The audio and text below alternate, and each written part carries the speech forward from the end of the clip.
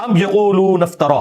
اب روئے سخن ایک آیت کے اندر دوبارہ سے مشرکین عرب کی طرف آیا کہ یہ کافر کہتے ہیں کہ نبی نے قرآن خود گھڑ لیا. قل ان افتریتہ فعلی اجرامی. اے نبی فرماؤ کہ اگر یہ قرآن میں نے خود گھڑا ہے نا تو اس جرم کا وبال بھی مجھ پہ ہی ہوگا. وَأَنَا بَرِيءٌ مِّمَّا تُجْرِمُونَ. اور میں بری الذمہ ہوں ان گناہوں سے جو تم کر رہے ہو.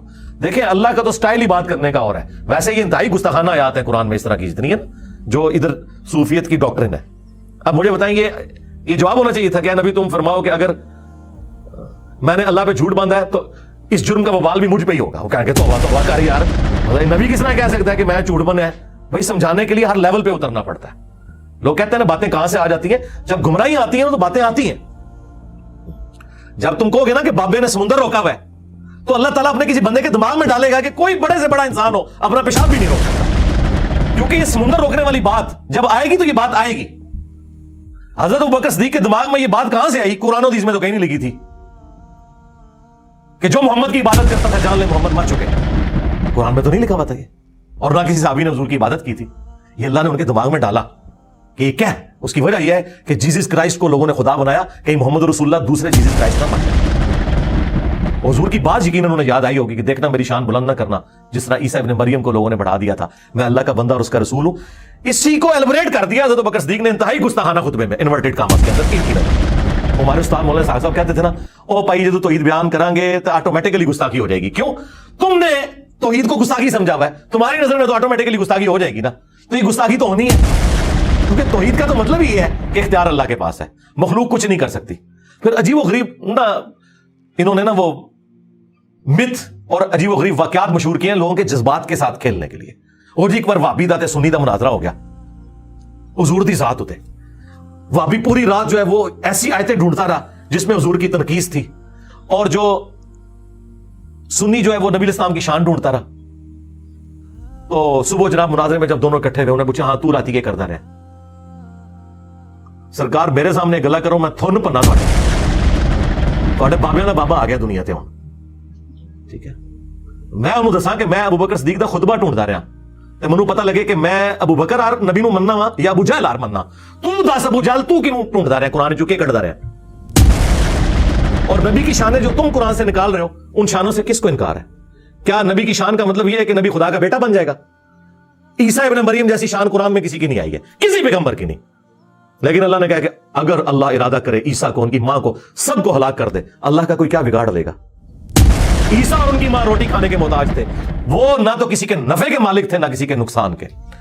یہ اس شخص کے بارے میں آ رہا ہے جس کو کہا اللہ نے وجیہا فی الدنیا والآخرہ ومن المقربین, اور معجزات ایسے جو کسی پیغمبر کو نہیں دیے گئے. مردوں کو زندہ کرنا اللہ کے اذن سے, مٹی کی مورت بنا کے پھونک مارنا اور اس کا پرندہ بن جانا, یہ معجزہ کسی پیغمبر کو نہیں دیا گیا, کسی پیغمبر کو. لیکن سینٹرڈ کر کے انہی کو اللہ تعالیٰ نے سامنے رکھا کہ یہ فرق ہے بھائی انبیاء میں اور خدا میں. پھر اسی طریقے سے چیزیں بیان ہوتی ہیں. وہ جی پھر مناظرے سے پہلے جب پوچھا تو وابی نے کہا ہاں جی میں تو یہی آیتاں لبدا رہا. تو انہوں نے کہا بس دیکھ لے کون نبی دی شان ڈھونڈتا ہے تو کون تنقیص ڈھونڈتا ہے.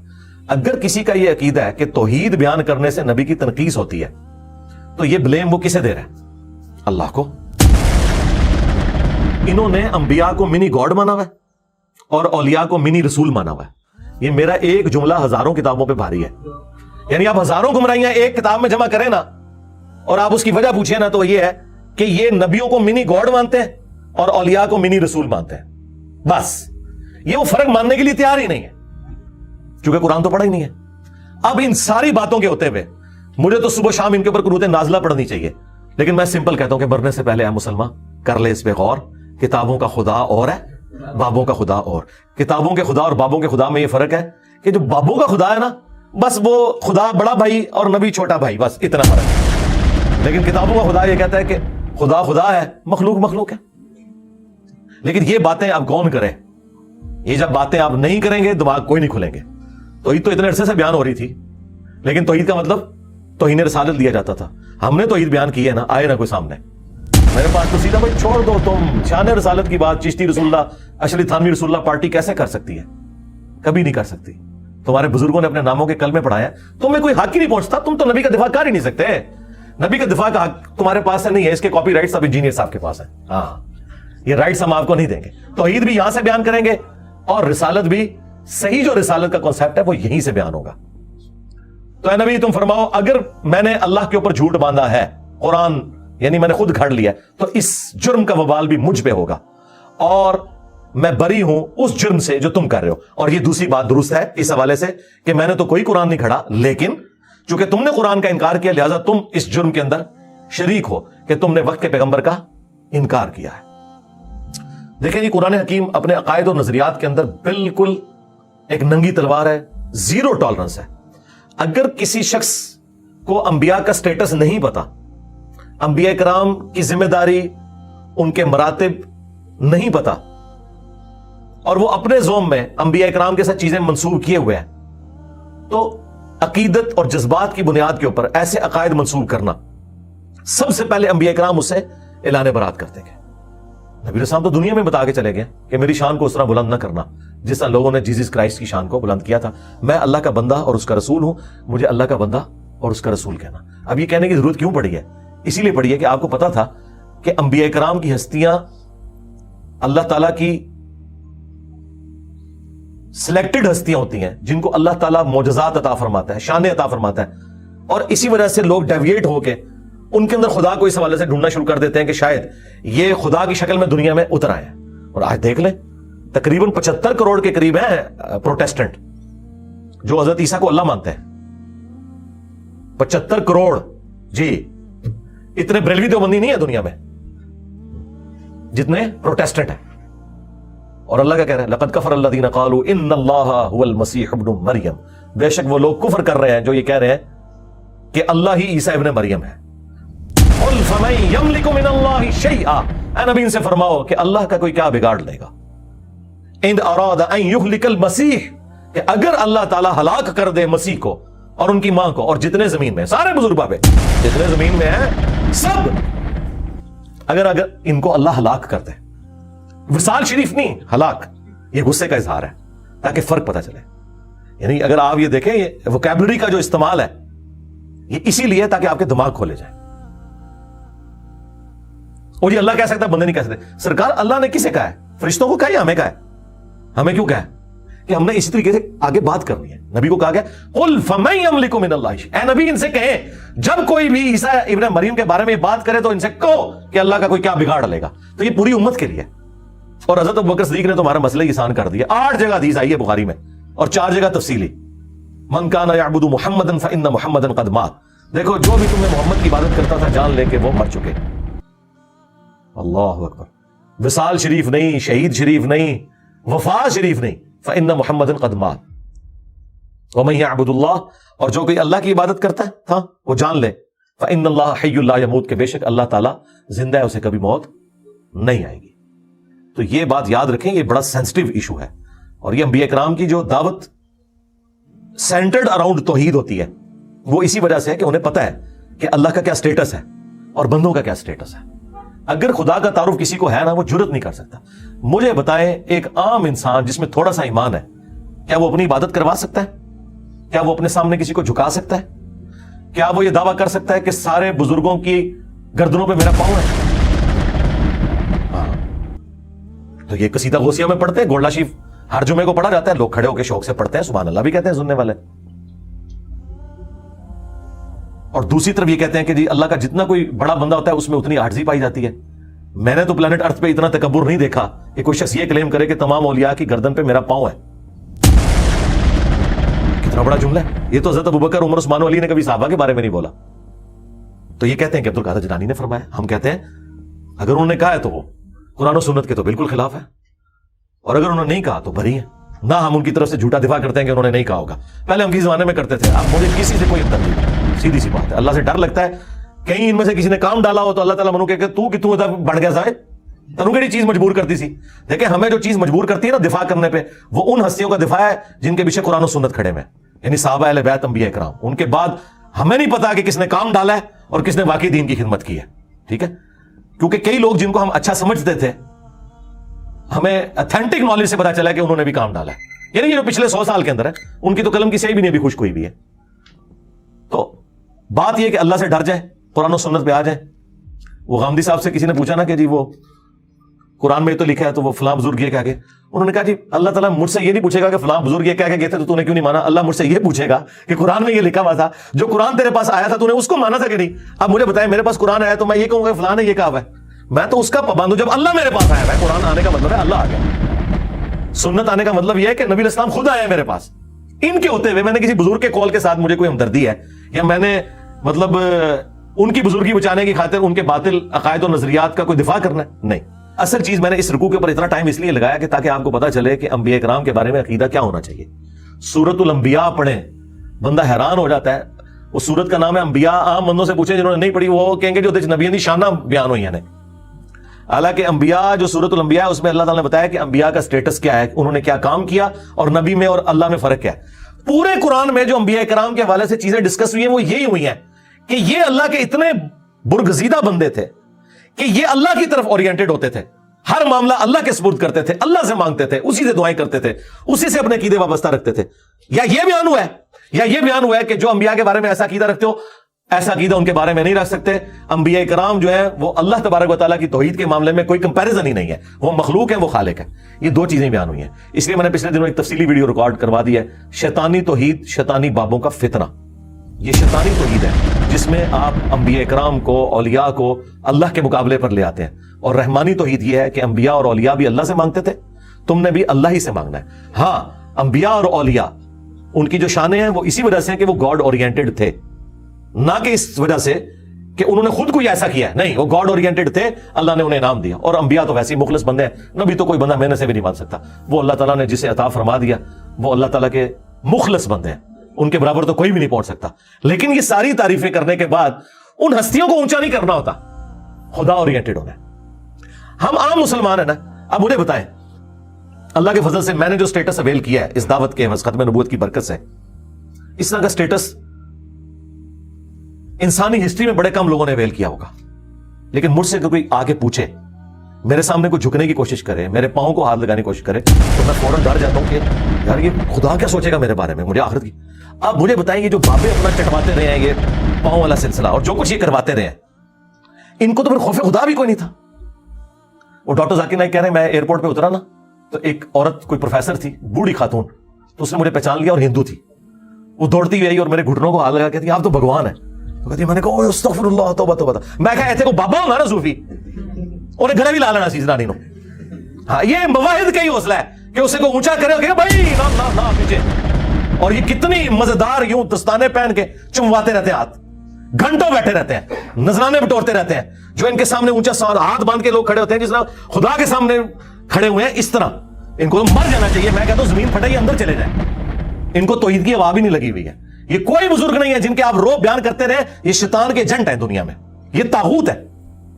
خدا کے نمائندے دنیا میں وہ ہیں کہ ذرا سی کوئی ایسی بات ہونے لگے وہ پیچھے ہٹ جاتے ہیں. اوہ توبہ توبہ. ایک صحابی مسند احمد میں حدیث ہے, حضور کو کہہ رہے ہیں یا رسول اللہ ما شاء اللہ و شئت, جو اللہ چاہے اور جو آپ چاہیں. یار صحابی نے تو کبھی شرک کا سوچا بھی نہیں.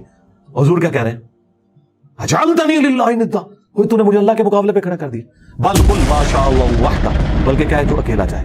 اس کے اوپر نبی علیہ السلام کو جواب بڑے اچھے طریقے سے دیا جا سکتا تھا. آج کا اگر کوئی بریلوی ہوتا کہ یا رسول اللہ آپ اللہ کے بندے ہیں, وہ اللہ.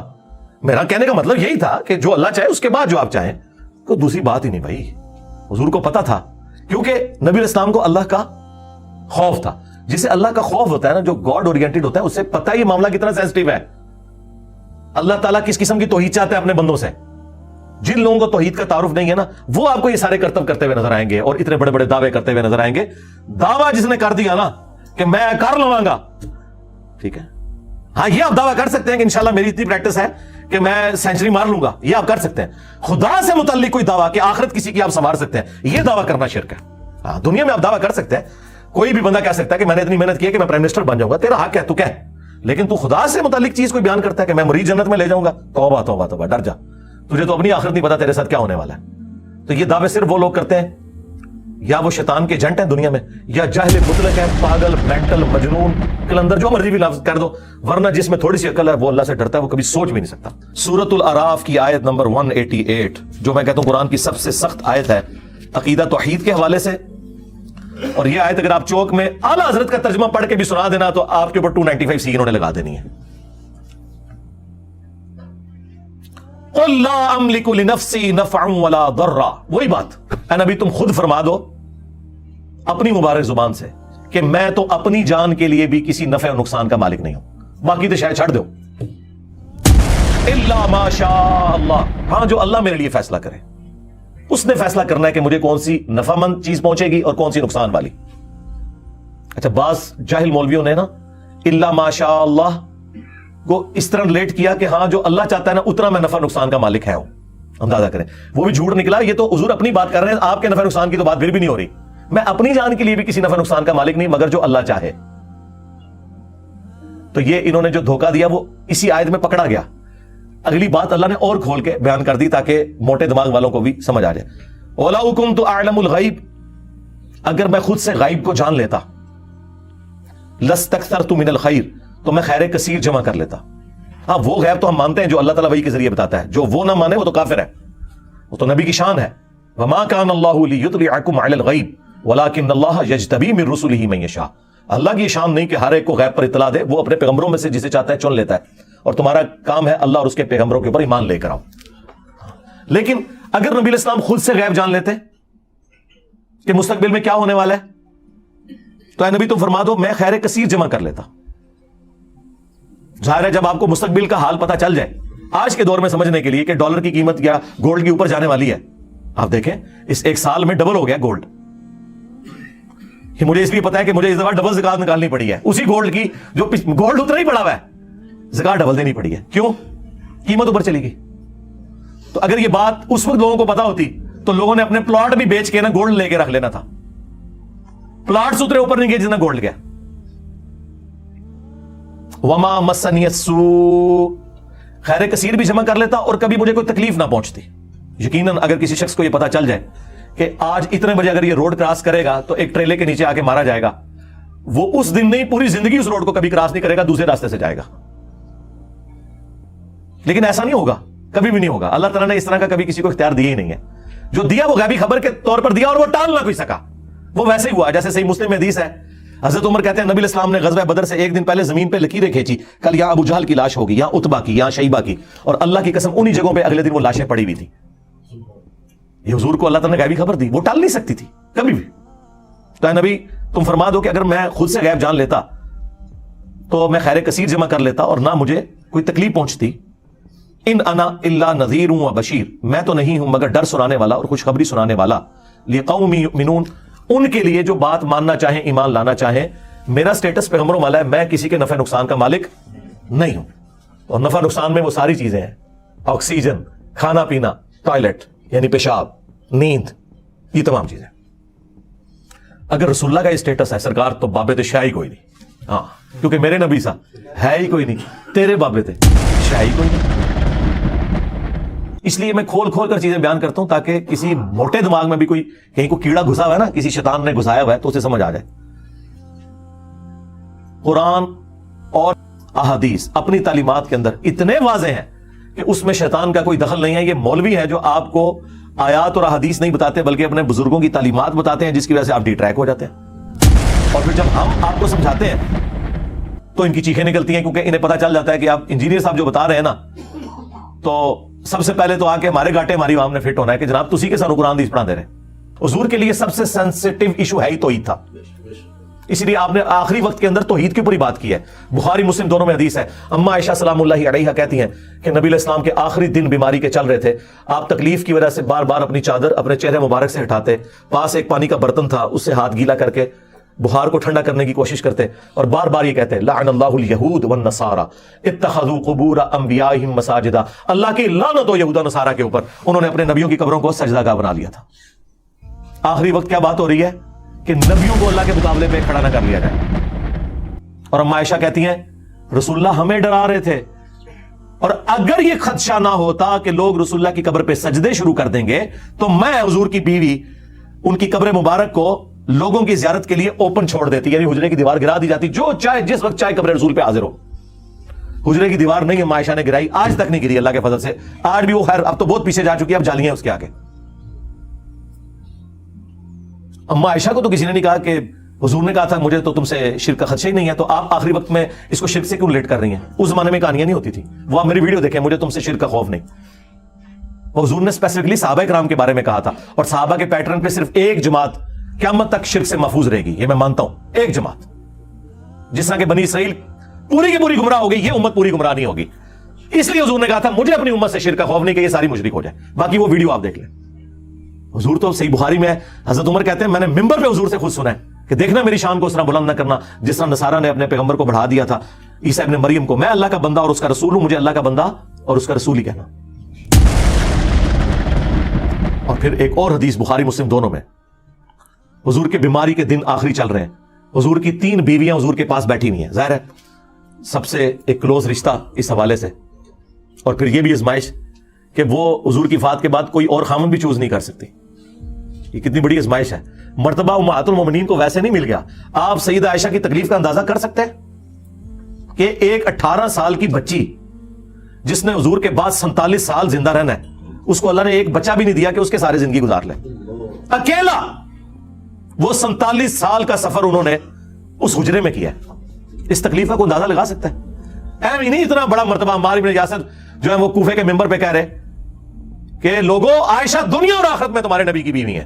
مرتبہ نہیں کم ہو سکتا, اگرچہ انہوں نے خلیفہ وقت کے خلاف خروج کیا, مرتبہ نہیں کم ہوا, لیکن اللہ تمہیں آزما رہا ہے کہ عائشہ کی اطاعت کرتے ہو یا اللہ کی اطاعت کرتے ہو حضرت علی کا ساتھ دے کر, کیونکہ وہ اولی الامر منکم وہ ہیں. لیکن عمار بن یاسر نے اما عائشہ کا مرتبہ نہیں کم کیا کہ ان کی اس غلطی سے ان کی زندگی کو 0 سے ملٹیپلائی کر دے. کہا دنیا اور آخرت میں تمہارے نبی کی زوجہ ہیں. یہ ایک ازمائش ہے کہ تم نے اللہ کی اطاعت کرنی ہے یا عائشہ کی اطاعت کرنی ہے. اس لیے میں کہتا ہوں میں عمار بن یاسر والا شیعہ ہوں, میں رافضی والا شیعہ نہیں ہوں. مرتبہ کم نہیں ہوگا, ہاں اختلاف رائے اپنی جگہ رہے گا. تو اما عائشہ اس حجرے میں رہی 47 سال تک.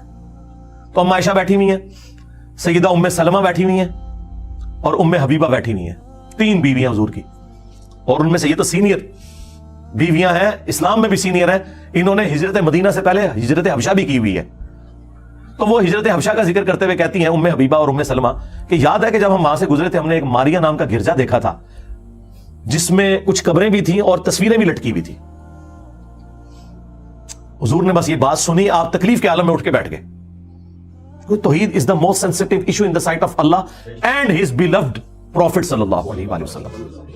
کہا یہ تو ان میں خرابی تھی, جب ان کا کوئی نیک بندہ یا پیغمبر فوت ہو جاتا تھا اس کی قبر کے اوپر سجدے شروع کر دیتے تھے, تصویریں لٹکا لیتے تھے. قیامت کے دن یہ بدترین مخلوق بنا کر اٹھائے جائیں گے. اللہ اکبر. اور حضور نے پہلے ہی ڈرا دیا کہ یہ کام تم نے نہیں کرنا.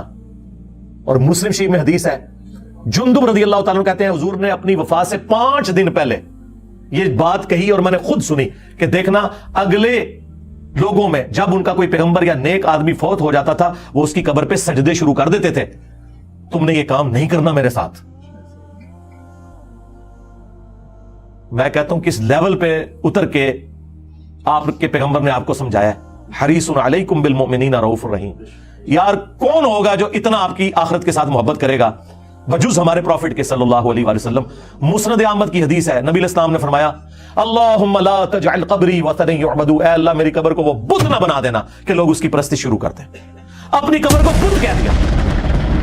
وہ قبر جو ہمیں ہمارے ماں باپ اولاد سب لوگوں سے بڑھ کر عزیز ہے, جس قبر کی حاضری اس پلانٹ ارتھ کی سب سے بڑی نفلی عبادت ہے, اس قبر کو بھی کہہ دیا کہ یہ بت ہوگا اگر اللہ کے مقابلے پر اس پہ بھی سجدے شروع ہو جائیں گے. اور تمہارے بابے نے مزار تے شاہی کوئی نہیں, لے جاؤ تم بابے اپنے.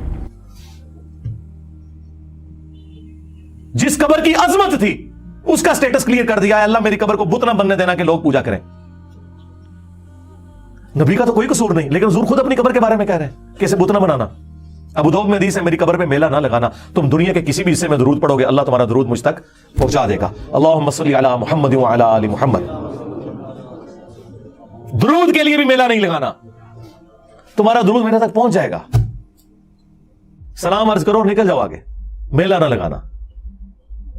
وہ 4 کتابوں میں, الموطا مالک میں, فضل الصلاۃ علی النبی میں, المصنف ابن ابی شیبہ اور سنن کبریٰ البیہقی میں, کہ عبداللہ بن عمر جب بھی مدینہ شریف سے نکلتے سفر کے لیے یا واپس آتے ان کی روٹین تھی کہ مسجد نبوی میں 2 نفل پڑھتے, قبر رسول پر آ کر عرض کرتے السلام علیکہ یا رسول اللہ, پھر حضرت ابو بکر کی قبر پر السلام علیکہ یا ابا بکر, اور پھر حضرت عمر کی قبر پہ السلام علیکہ یا عمر. ایک روایت میں یا ابتا, اے میرے باپ آپ پر سلام ہو.